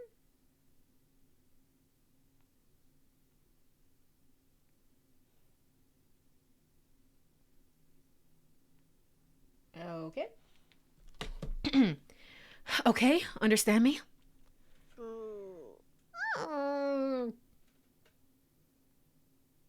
4:38 p.m. We do our best. We each do our own thing at Viewpoint Park. Some admire the cherry trees, which are in full bloom. Others gaze out at the sea. And some frolic innocently like children, struggling to climb the lighthouse. And this beautiful sunset. The 7 of us are now lined up along the fence of the cape, watching the deep red sun sink below the horizon. Is it just my imagination, or is it descending much faster than usual? It's like a curtain is being pulled down. I feel a pang of nostalgia. Without thinking, I glance at everyone. I feel like another very important plot point that will eventually happen is that we need to stop Haruka from talking to Saki. Because at some point, Haruka is gonna say something and then Saki is gonna blow up, essentially. But I feel like we haven't really checked in on that. Their cheeks, touched by the setting sun, look pink and full of life. Turn all the bad history into good history. The plan was a resounding success. In the end, Saki doesn't fall into the sea. And if Saki doesn't fall into the sea, there will surely be no clash between her and Haruka. Really? What did Haruka talk about with her then? That way, only the good memories will remain. In fact, even now, this moment is a very good memory born from changing history. Everything is proceeding smoothly. Oh, 9:38 p.m.? After being treated to dinner at Luna Beach, we return to the lodge after 9 p.m. I take a bath, brush my teeth, change into my pajamas, and lay down on the bed.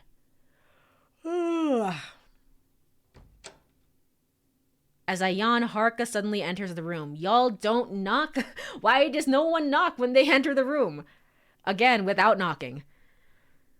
Haruka? What's going on? Makoto, can you fish? Fishing? In that instant, memories flood back into my mind. Going fishing with Haruka. Pressing my lips to her forehead under the evening sky. Yes, that's right. That happened on April 3rd. I feel like we have way more chemistry now with Yuka than we ever did with Haruka. So, I don't know. That's kind of awkward.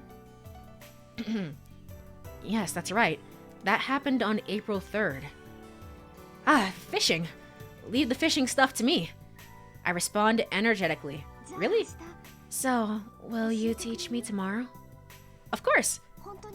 Really? Really? Absolutely? Absolutely. Thanks. Nah, I mean, I haven't even taught you yet. Isn't it a bit early to say thank you?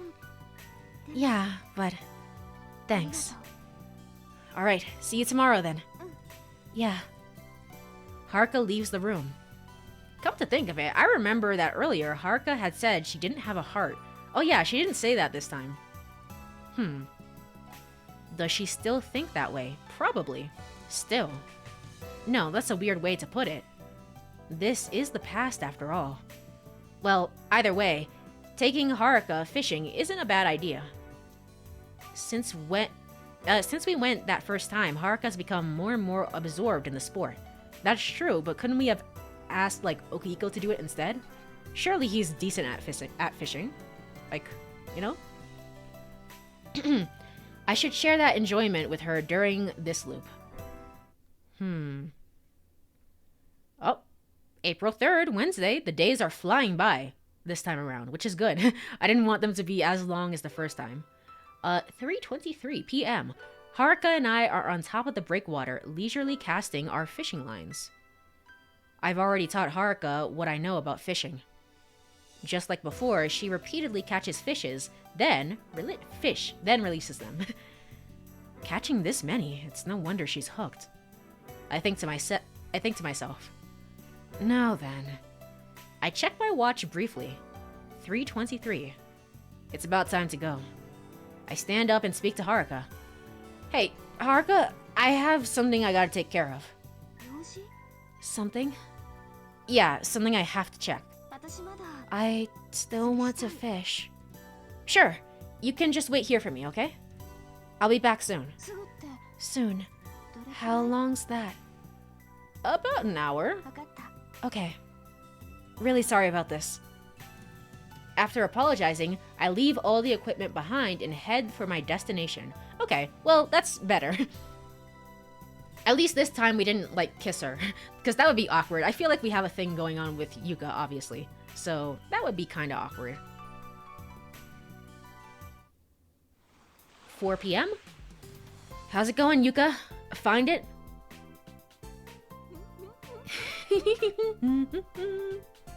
Huh?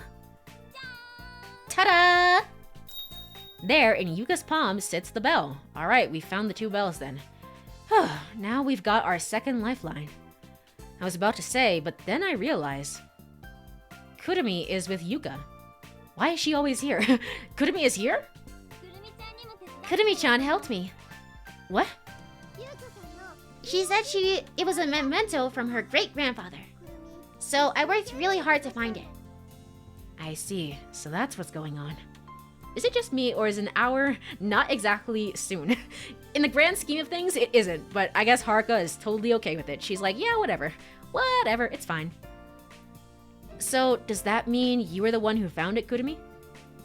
Yeah. I see. You're so awesome. I ruffle her hair.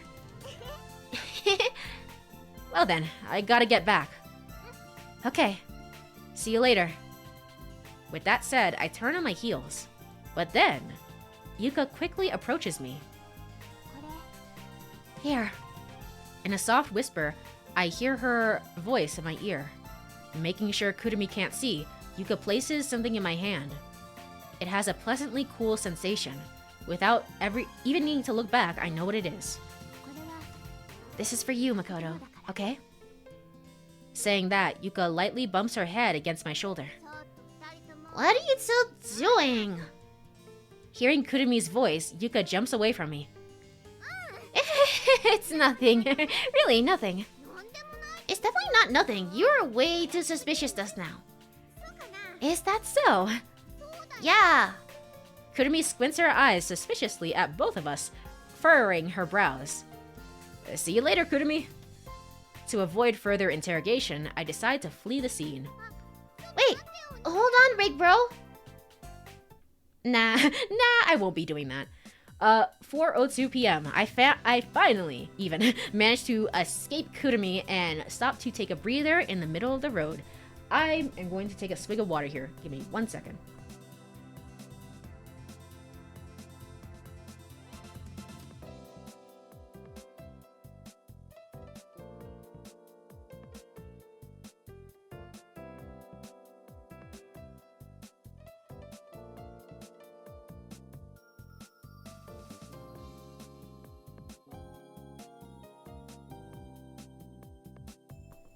Alright.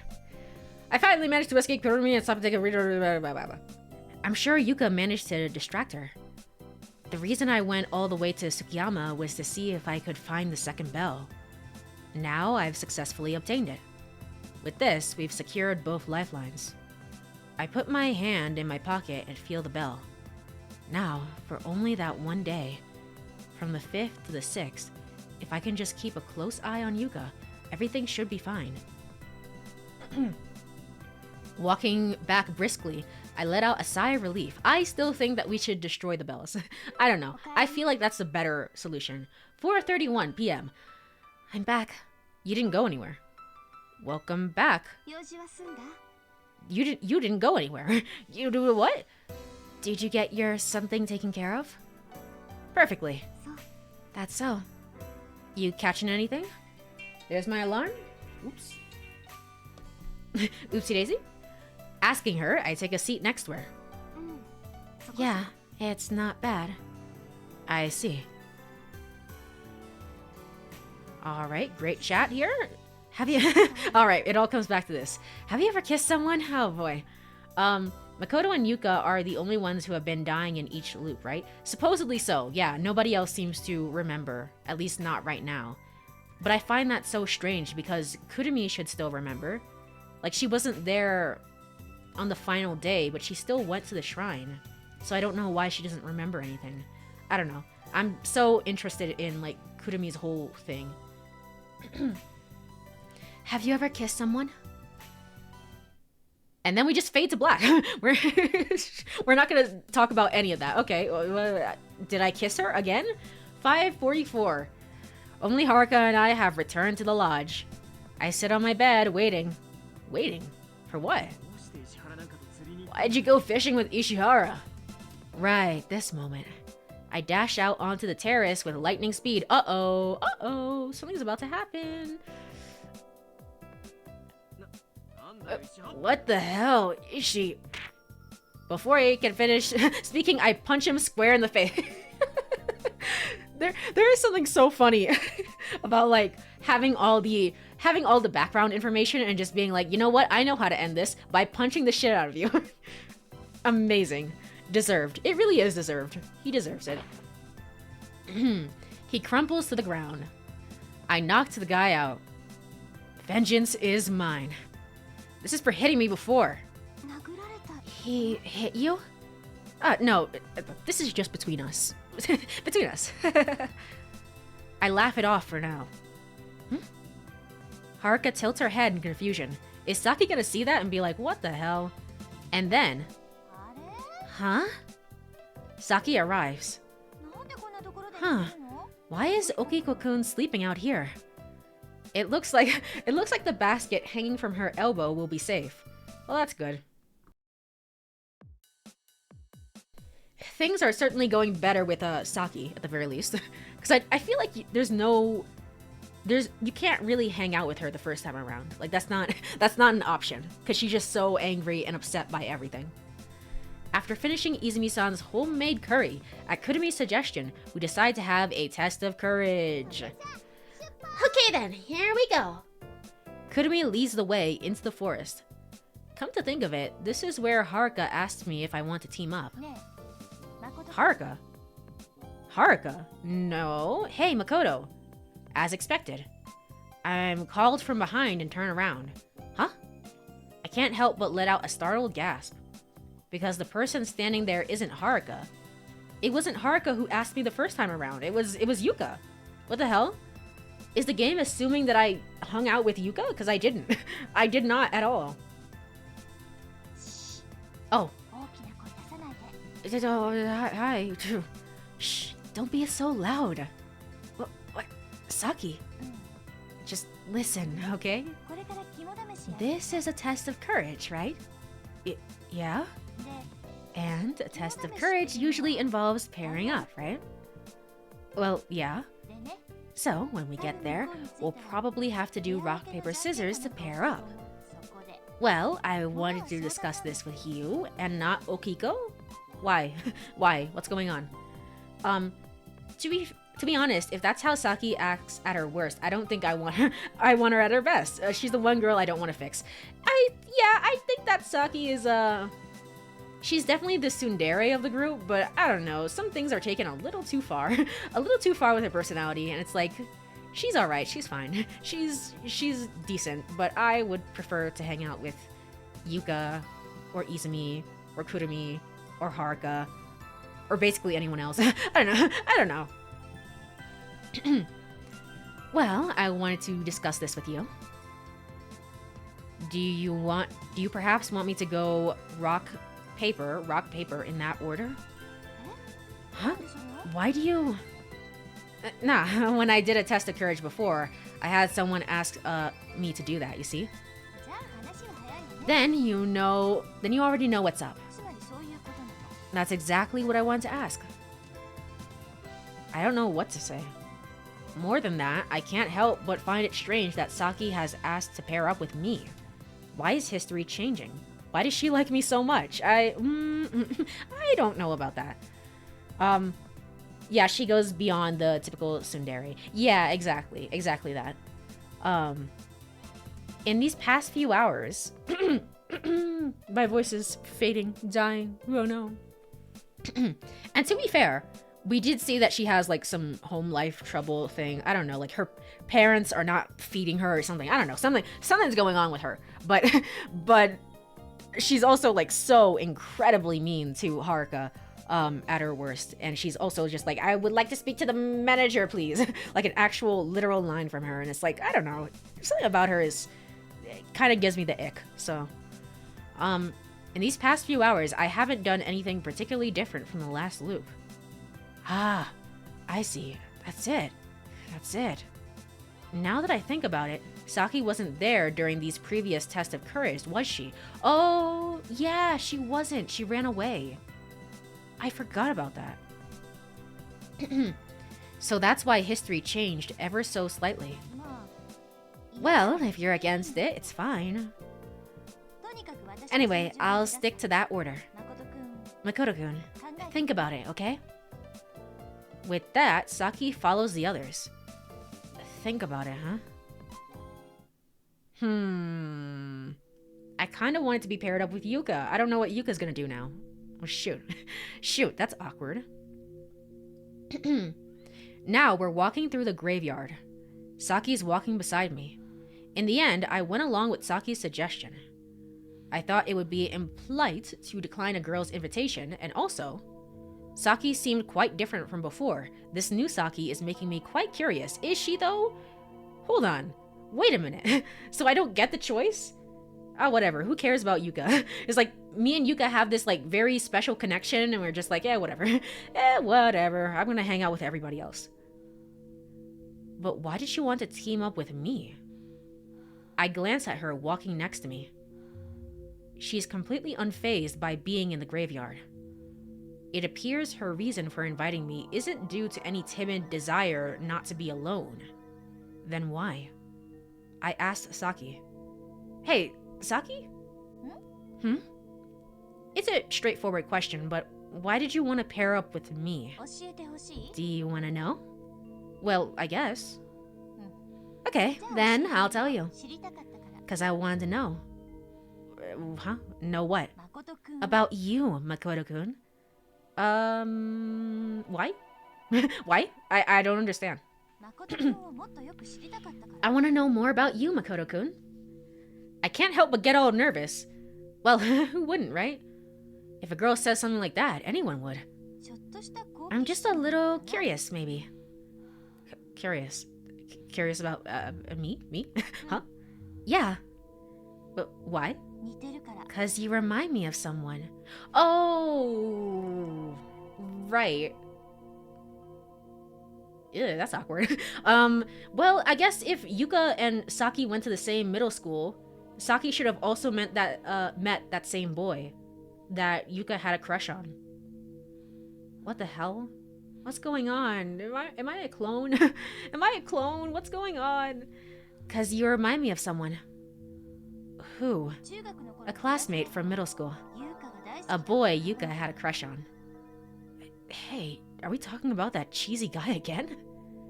But if even Saki says that, we must really be similar. Hey, Saki, what exactly is the similarity between us? Oh, so you've heard about him. Yeah, Yuka told me about him before. Makes sense. Of course she'd tell you. I mean, you two are so much alike. Okay, here's another thing about clones, is that we learned that clones have to grow up like everybody else. We learned that because it was implied with Kurumi that, like, oh, all these hand-me-down clothes that I got while growing up, which is assumed to be from the previous Kurumi, the original one, and that the clone is just getting the same exact clothes over and over and over again. With that being the case, how am I the same age as everyone else? Was I born at a time when the original was still alive? That must be the case, then. I mean, you two are so much alike. So, in what respect? Like, our faces? No, your faces are completely different, but okay, good. Good to know. Never mind. Throwing away the clone idea. Never mind. Forget what I just said. Then what? How should I put it? Personality, maybe? Personality. But that might be a little different too. What do you mean? If our faces and personalities are different, then we're not similar at all. You are similar, I'm sure of it. Maybe it's the overall vibe that's the same. Or something like that? The vibe? Just vibes based, I don't know. Okay, cool. Nice, neat. Unless your memories were altered, that might be something to do with the experiment Yuka kept mentioning.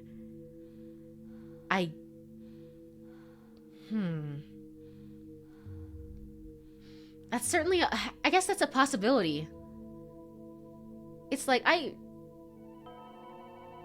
it feels like everyone, I don't know, sometimes it just feels like everyone else is in on the joke except for Makoto. Everybody else is in on it. Man, it's gotta be some sort of essential part of you that's the same as that boy's. So even though your faces and personalities are different, you feel like the same person to me. Sometimes when I see one of your gestures, I really feel like I'm hallucinating. Maybe that boy. That boy? What about that boy? Just then. Amazing.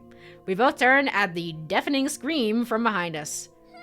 Yuka, why are you still afraid? We can't die. We're in a loop over and over again. The dark figure rushing, scrambling towards us at full speed, sobbing uncontrollably, is Yuka. What's wrong, Yuka? It's okay, just calm down. Saki firmly holds Yuka by the shoulders, trying to calm her.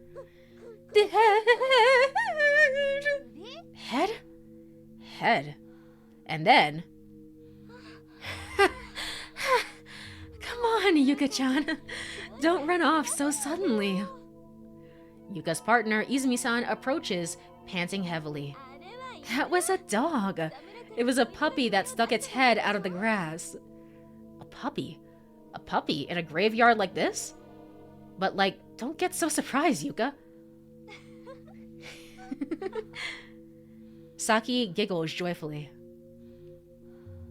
We return to the lodge carrying Yuka, who keeps mumbling about people abducted by aliens. What? What?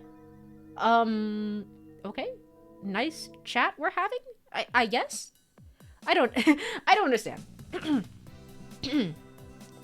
Girl, how do you still get scared when you know what's going to happen? She's just, I don't know. I don't know what's going on with her. How's she still getting drunk when she knows what's going to happen? It's like amazing. Later, I return to my room and collapse onto bed. Kurumi is watching Odo Trivia in the living room. The others have gone to the hot springs, but I didn't go? Of course, I'm also invited, but after 9 days at the retreat, I'm thoroughly exhausted and have no energy left to go to the hot springs. Lying on the bed, I close my eyes quietly. Gradually, my consciousness begins to drift away. Alright, a new day? Never mind, I'm a liar? Well, it is. It is technically a new day. It's 1:25 a.m., okay. In the middle of the night, I suddenly wake up because of, Yuka, right? It's an oddly pleasant awakening. Perhaps I've been sleeping really deeply. Anyway, now that my mind's awake, I don't feel a bit sleepy. I can't seem to get back to sleep like this. Since I'm already up, head to the hot springs. Just stay like this. This actually seems like a choice. Was there anything in here? I don't think so. That's fine.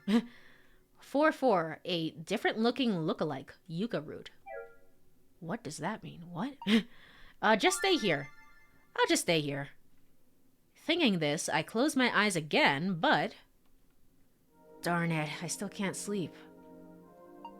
If I go to the hot springs, too much trouble.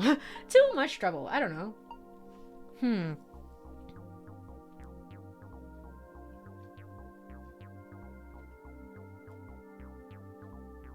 I don't really want to go to the hot springs. I want to talk to Kurumi, honestly, if she's outside right now. Hot springs, too much trouble.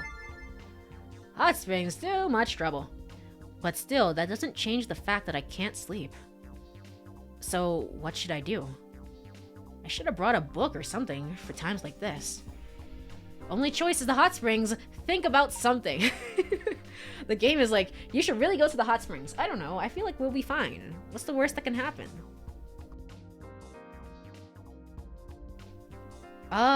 Think about something. I stare blankly at the ceiling and reflect on the day. Wednesday, April 3rd. I remember the previous April 3rd was the day Saki had unleashed her anger. And then she exposed the fact that Haruka was a clone. So this time, would the others go on without knowing this fact? I mean, not knowing is totally fine. It's not something to hide, but at the same time, there's no need to go out of my way to explain it. And it was such a peaceful day today because Saki didn't drown. I let out a sigh. Because maybe my heart feels so at ease, drowsiness gradually returns.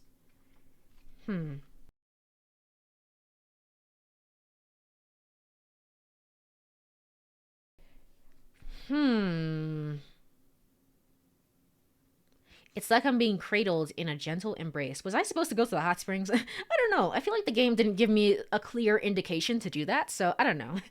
I don't know. Closing my eyes, I quickly fall into a peaceful slumber.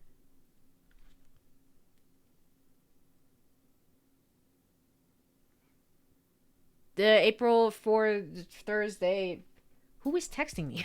There's so many texts.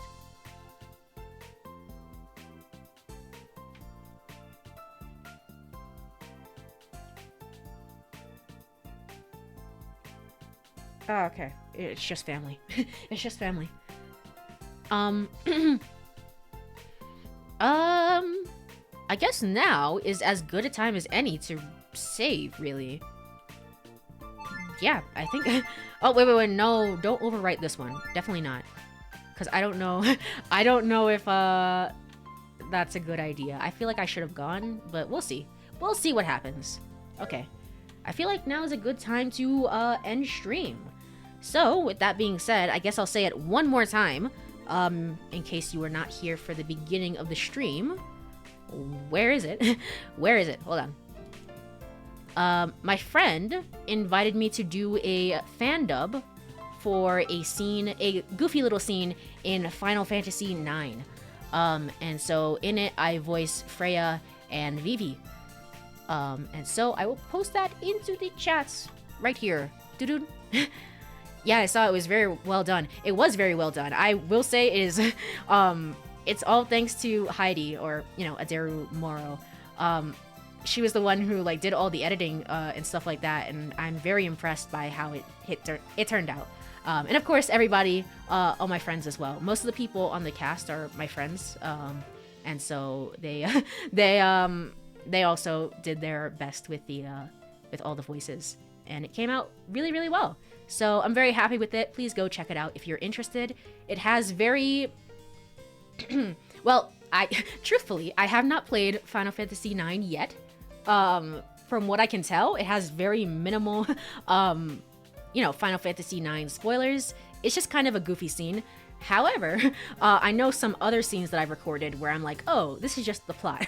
This is just the plot. And there's like massive spoilers. So I'll talk about... I'll give a warning for those when it's needed. But for right now, this is the best one to sort of check out. So, yippee!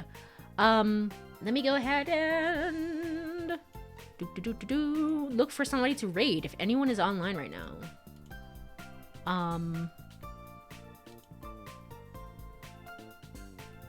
Let's see. We missed... we missed Juicy. I see. Okay. Anyone else? Oh, Sahai is online. I think that's how you say the name. Am I right? Am I right? Hold on. Sahai. Yes.